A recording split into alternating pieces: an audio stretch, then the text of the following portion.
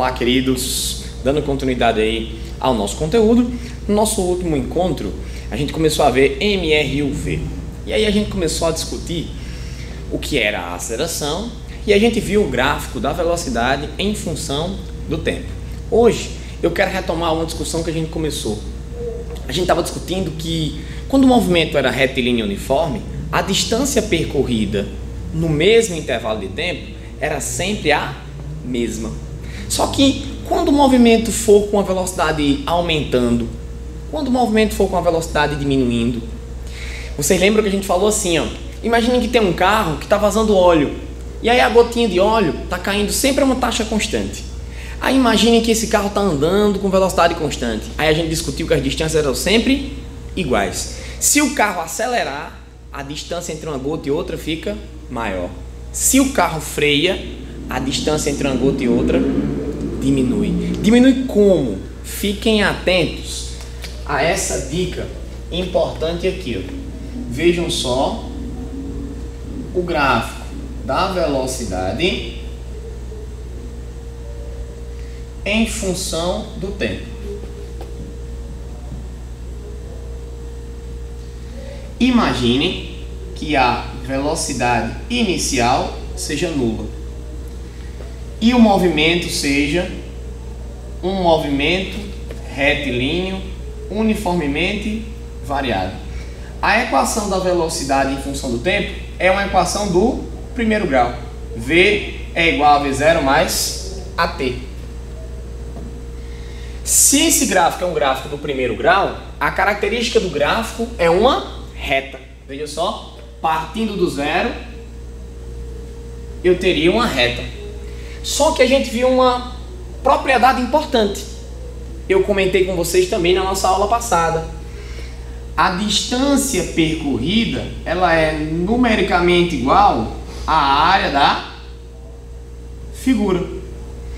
Se vocês olharem para esse gráfico e a gente dividir ele aqui, ó, em intervalo de tempos iguais, intervalos de tempo iguais,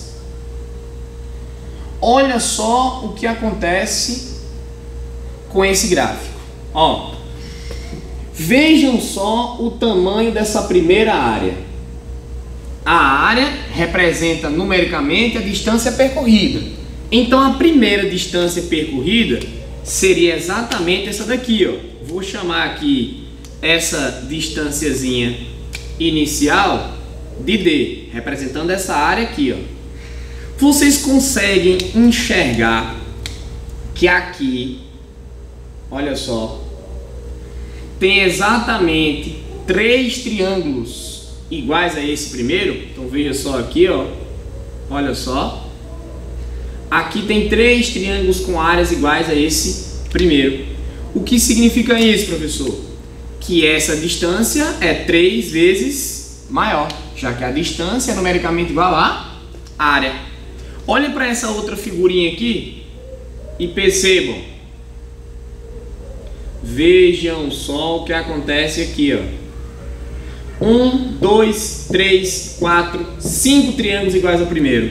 Se eu tenho 5 triângulos iguais ao primeiro e a distância percorrida representa numericamente a área, então a distância ficou 5 vezes maior. Eu não vou nem montar. Quantos triângulos vai ter aqui? Com certeza vão ter 7 triângulos. E com certeza, se vão ter 7 triângulos, são 7 distâncias iguais à primeira. Com certeza, nesse último, vou nem fazer os triângulos, mas com certeza teriam 9. Por que, professor, teriam 9? Preste atenção comigo. De D para 3D, dá quantos D? 2. De 3D para 5D, dá quantos D? 2. De 5D para 7D, dá quantos D? 2. De 7D para 9D, dá quantos D? 2. A razão é exatamente 2D. Em matemática, vocês vão ver que isso é uma progressão aritmética de razão 2D. A distância percorrida a cada intervalo de tempo, se o carro estiver aumentando a velocidade, a distância percorrida é cada vez maior. Maior quanto? 2D maior.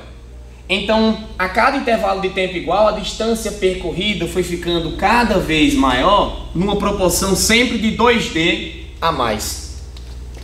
Imagine um seguinte exemplo.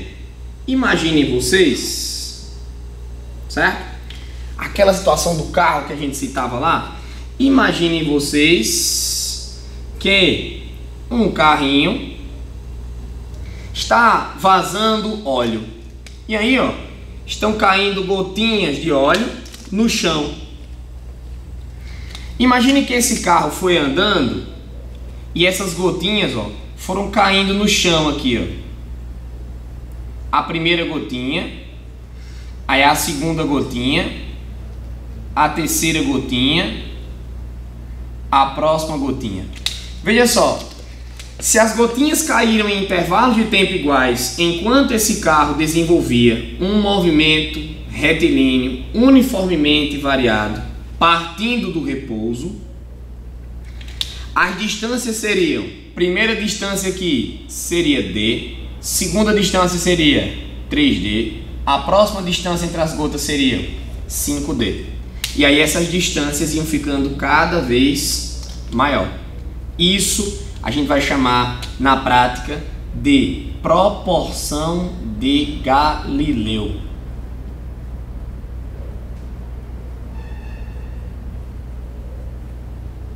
Ok? Tudo bem? Seguindo, meus amigos, olhando para esse mesmo gráfico ainda, olha só, velocidade em função do tempo. Mas agora eu quero que vocês vejam assim, ó, tá partindo de uma certa velocidade inicial, vai atingir uma certa velocidade final, vai gastar um certo intervalo de tempo t. Imaginem vocês que essa velocidade que vai ser atingida aqui, depois de um certo tempo, ó, vai ter uma reta que vai representar o gráfico, que é essa reta aqui, ó. O que vocês sabem? Vocês sabem que a distância que é percorrida seria essa área toda aqui, ó. Eu vou chamar essa distância percorrida, como sendo essa área toda, de ΔS. Então, o ΔS seria numericamente igual à área da figura. Lembrando que esse ΔS está representando para a gente aí a distância que está sendo percorrida. Essa área toda, eu poderia dividir ela em duas aqui, ó. Vou dividir ela em duas áreas, ó. A área 1 e a área 2. A soma dessas duas áreas me daria o ΔS. Ou seja, o ΔS seria a área 1 mais a área 2. Tranquilo para todo mundo até aí? Vocês conseguem perceber que aqui tem um triângulo e aqui embaixo tem um retângulo? Vocês conseguem perceber que a área da figura total seria a soma das duas? Lá em matemática, como é que calcula a área de um triângulo? A área de um triângulo, que seria essa daqui, ó, seria a base, que é T, vezes a altura, que ó, é ΔV, que seria a velocidade final menos a velocidade inicial, dividido por 2. Então veja só, ΔS seria numericamente igual a área 1 é a área do triângulo. Seria base, que é T, vezes a altura, que é ΔV, dividido por 2. A área 2 é a área dessa figura aqui, ó. Essa figurinha aqui seria um retângulo, ó. Base vezes a altura vai me dar a área total. Ou seja, base é T, a altura é V0, então fica T vezes V0.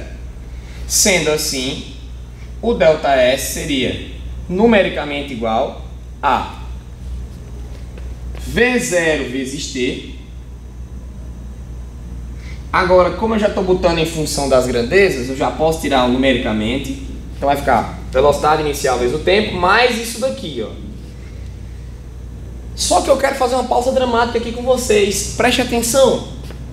Vocês lembram que A era ΔV sobre ΔT ou sobre T?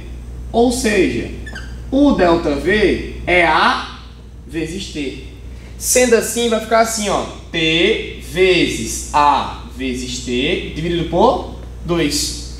O ΔS é S menos S0, V0 vezes T, mais A, T vezes T, T ao quadrado, dividido por 2. Sendo assim, teríamos que S é igual a S0 mais V0T mais A T ao quadrado dividido por 2. Essa equação é a famosa equação horária da posição. Então isso daqui está representando para a gente o que seria a equação horária da posição, que é, meus amigos, uma equação do segundo grau. A equação horária da posição. E se é uma equação do segundo grau, no gráfico vai ser uma parábola. Como assim, professor? Vocês aprenderam lá em matemática que essa parábola pode ter a concavidade para cima e pode ter a concavidade para baixo. Vai depender do sinal de A, que para a gente A é a aceleração aqui. Então a aceleração ela pode ser positiva e a aceleração pode ser negativa. Como é que eu sei, professor? Como é que a concavidade vai ficar para cima ou para baixo? Cada um lembra do jeito que pode. Aqui é S em função de T. Aqui é S em função de T. Cada um vai lembrar do jeito que pode. Eu vou dar uma dica para vocês. Se a parábola vai ser para cima ou se a parábola vai ser para baixo, você vai usar o seguinte, ó. Positivo. Positivo, ó. Parábola com a concavidade para cima, né? Positivo. Positividade. Positividade. Concavidade para cima. Negatividade. A aceleração é negativa. Negatividade. Parábola com cavidade para baixo. Lá em matemática, André Cury vai dar um jeito de explicar para vocês bem direitinho isso. Aqui é só um toque para vocês lembrarem disso, ok? A concavidade pode ser para cima e a concavidade pode ser para baixo. Mas tem uma coisa aqui nessas parábolas que vocês devem saber extrair. Tem umas informações que é necessário que vocês saibam extrair do gráfico, que por vezes vocês vão ter dificuldade. E eu queria que vocês prestassem bastante atenção aqui comigo. Percebam que nos dois casos, né, a gente tem uma parábola. O gráfico não tem que ser necessariamente desse jeito ou desse jeito, ele pode ser só um pedaço da parábola, pode ser só metade da parábola, por exemplo. Mas eu queria que vocês tentassem ler comigo uma coisa que acontece nesse gráfico, que é a gente conseguir extrair o que acontece com a posição, o que acontece com a velocidade. Acompanhem comigo aqui, por favor. Imaginem vocês que eu tenha um gráfico da posição em função do tempo, com uma curva mais ou menos assim, certo? A curva era só isso. Como é que eu sei o que aconteceu com a velocidade? Vocês viram lá na equação do primeiro grau do espaço, quando vocês estavam estudando movimento retilíneo uniforme, vocês viram a equação lá que era sorvete. E lá vocês viram que se a reta fosse mais inclinada ou menos inclinada, a velocidade era maior ou menor. Acompanhem comigo aqui. Se a velocidade vai ser maior ou vai ser menor, como é que eu vou ver ela aqui? Você vai fazer assim, ó. Você vai pegar dois pontos consecutivos e vai traçar uma reta tangente em cima desse ponto. Então você vai pegar aqui, ó, e vai traçar uma reta tangente em cima desse ponto. Vejam essa reta e agora vejam essa reta. Qual é a reta mais inclinada? Essa reta ou essa reta? Vou chamar de reta 1 e reta 2. Professor, não sei. Como é que eu vou olhar um ângulo? Não sei. Vem pra cá. Ó, faça assim, ó. Passe uma reta paralela ao eixo do tempo passe uma reta paralela ao eixo do tempo, você consegue ver agora que esse ângulo ele é maior do que esse ângulo. Se o ângulo for maior, vou chamar aqui de ângulo 1 e de ângulo 2. Aí o que você vai notar? Se o ângulo 1 é maior do que o ângulo 2, a velocidade instantânea do ponto 1 é maior do que a velocidade instantânea do ponto 2. E daí, professor? E daí que você vai conseguir analisar pela curva se a velocidade está aumentando ou diminuindo. Saque aqui comigo. Daqui para cá, o que aconteceu com a velocidade? Diminuiu. Então essa curva aqui é uma curva que representa a redução da velocidade. Por exemplo, se essa curva da posição em função do tempo fosse assim, como é que eu vou analisar se essa curva é assim? Você vai fazer exatamente a mesma coisa. Por exemplo, bote um pontinho aqui. Como é que está essa reta aqui? Essa reta aqui está aqui, ó. Sabe o que significa isso? Sem inclinação. E daí, professor? Sem inclinação, velocidade inicial, 0. E depois o que acontece com a inclinação? Vamos lá, ó. Marque um ponto aqui, marque um ponto aqui e trace uma reta tangente. Lá está uma reta tangente. Aqui está uma reta tangente. Se a gente passa uma reta tangente, eu consigo ver, você está conseguindo ver, que essa reta é menos inclinada que essa reta. Se eu chamar aqui esse ponto de ponto B e esse ponto aqui de ponto A, vocês conseguem enxergar que o ponto A está numa reta mais inclinada. De novo, se eu passar uma reta aqui, eu consigo ver. Se eu passar uma reta aqui, eu consigo ver. Resultado aqui, ó. A velocidade de A é inferior à velocidade de B. Com isso, vocês conseguem enxergar que a velocidade está aumentando ou que a velocidade está diminuindo. De acordo com essa curva, vocês vão julgar se a velocidade aumenta ou diminui. Agora acompanhem comigo uma parábola completa. Se fosse uma parábola completa, o que aconteceria? Olha só, numa parábola completa, ó,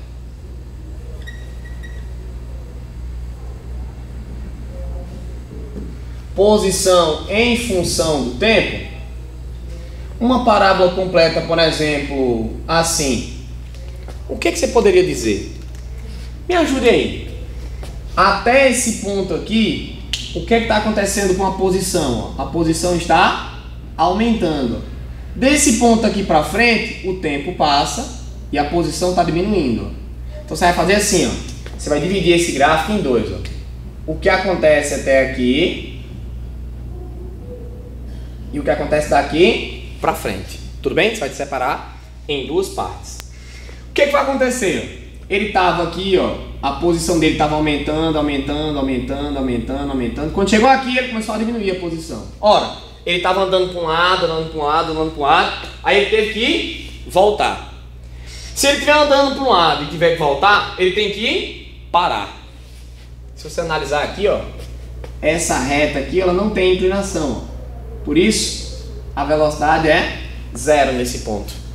É exatamente onde acontece, e aí você vai anotar, a inversão no sentido do movimento. É claro que vocês conseguem enxergar que daqui até aqui, ó, a velocidade estava diminuindo. Ó. Bastava olhar que essa reta é mais inclinada que essa. Então daqui para cá a velocidade diminuiu. E quando chegou aqui, essa velocidade foi nula. A gente faz uma classificação quando o módulo da velocidade aumenta e quando o módulo da velocidade diminui. A classificação é assim, ó. módulo da velocidade aumenta, a gente chama isso de movimento acelerado, que é quando a velocidade aumenta. Se a velocidade diminui, a gente vai chamar isso de movimento retardado.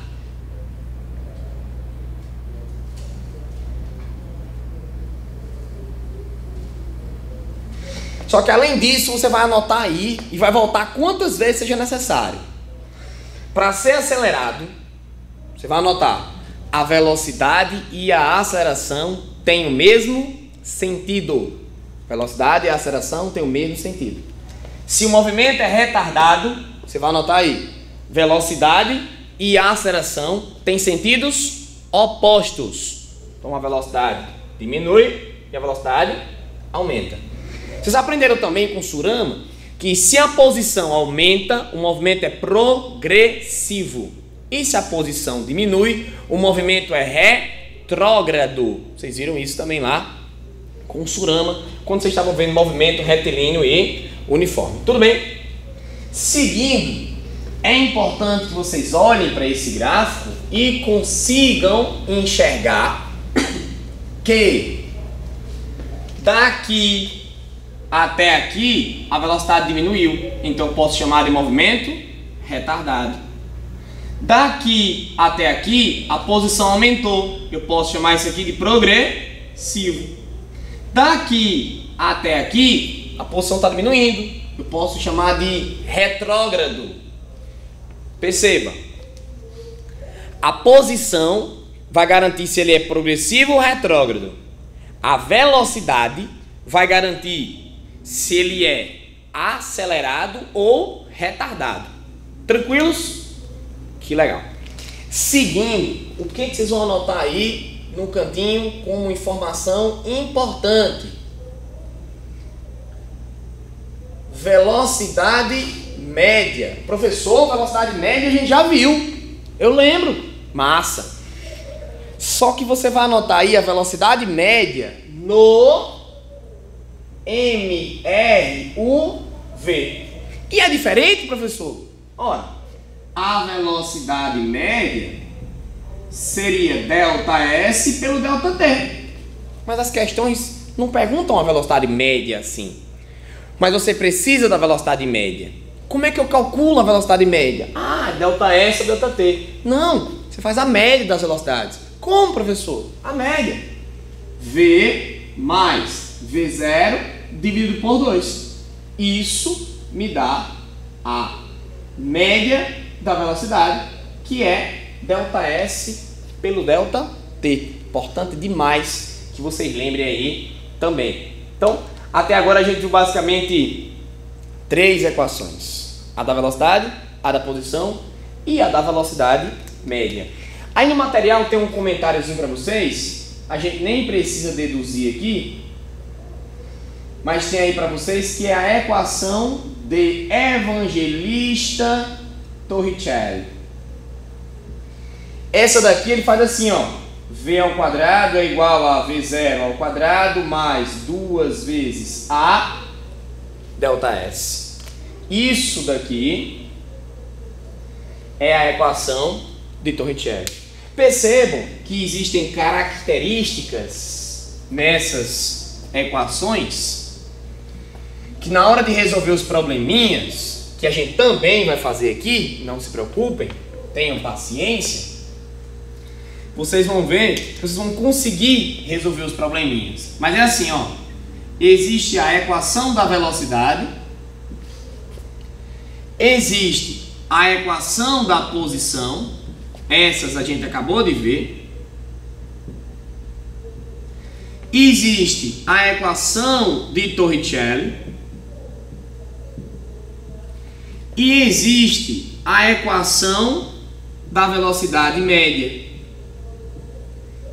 Essas são as 4 equações que vocês vão usar no movimento retilíneo uniformemente variado. O que eu preciso que vocês fiquem atentos na hora de resolver um problema? Percebam comigo aqui, ó. Aqui Tem a distância percorrida? Tem a distância percorrida lá? Tem não. Olha aqui.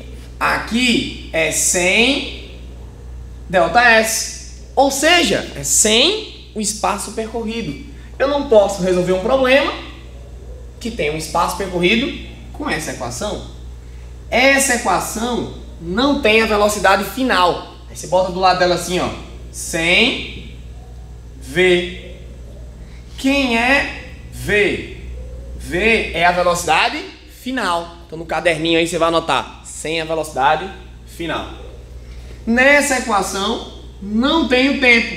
Eu resolvo probleminhas que não tenham o tempo. Então aqui, ó, é o sem tempo. E essa daqui é sem